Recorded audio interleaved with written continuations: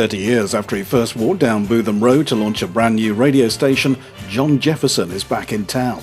In the summer of 1983, together with his programme organiser Tony Fish, he brought together a team of young programme makers and created a unique sound that got the station noticed both locally and nationally. The only station you'll ever need, BBC Radio York.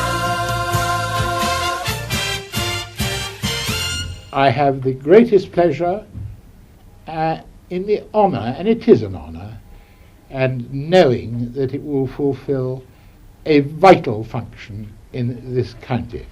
Radio York was officially opened by the BBC chairman George Howard, and its first broadcast was filmed by Look North. My name's David Farwig, and this is the mid-morning programme on your brand new local radio station, BBC Radio York. We'd been employed for 3 or 4 months getting to know North Yorkshire, and then the big day came on Monday, July the 4th, 1983, 30 years ago. It was fantastic. It was a very busy day for the radio station. We had lots of guests coming in, including the official opening by Lord George Howard. It was a big news day. The Selby coalfield opened on that day as well, so there was lots to do, lots to talk about.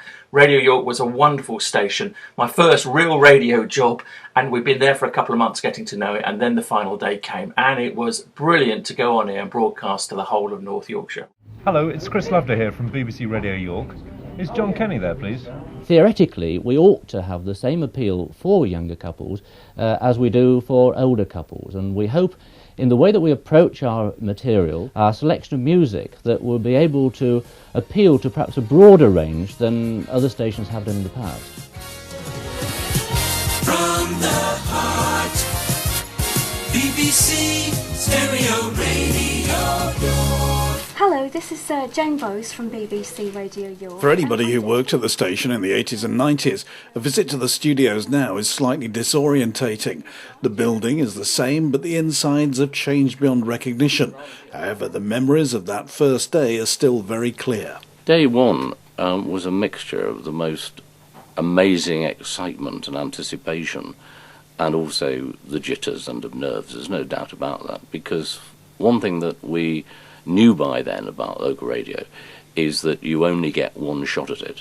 I mean, the most important thing was for the station to be talked about, that if people ignored it and weren't particularly bothered about it, then that was probably the worst situation. A station has to be talked about for good or worse.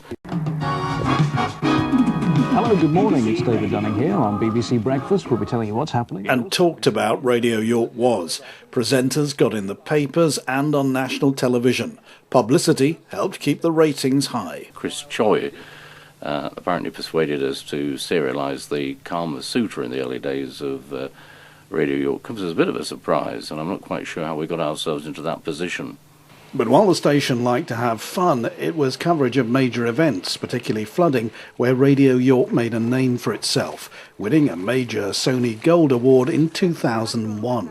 Walking down Bootham in a sort of brief break on the first night, just all the cars were tuned to BBC Radio York. They were getting their information from us. Listeners were absolutely vital to what we did, because they rang us, tell us what was happening.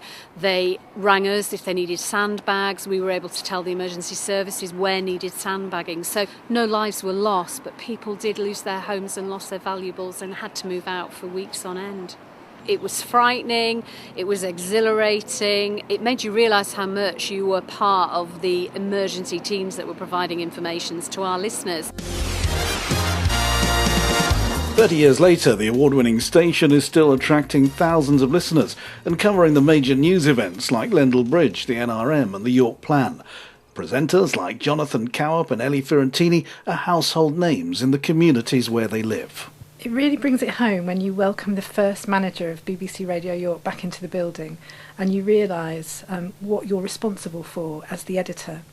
It's an absolute privilege, actually. The fact that we're on in people's homes, in people's cars, at work, on people's phones and tablet devices, on their PCs, to know that my team are going to make informative and entertaining radio for these people 30 years on from when it first started, and to be responsible to those people and accountable to the audience, it's an absolute privilege. The really special bits over the last quarter of a century have been those bits when, not when you're interviewing the stars, not when you're interviewing the celebrities, it's actually when BBC Radio York listeners call the radio station, they'll tell you things about their opinions, about their life experiences, the things that they've been through, and that's what makes it special, the way that people are prepared to share with you. What I always liked about this place is that, unlike some that are in office blocks or factories, that this one actually looks like a radio station. I think probably the reason for that is because it's got a mast on the top. Of all the numbers that I remember after all these years, 103.7 and 666, of course, the medium wave, would be the ones that are permanently etched on my subconscious, I think. BBC Radio York.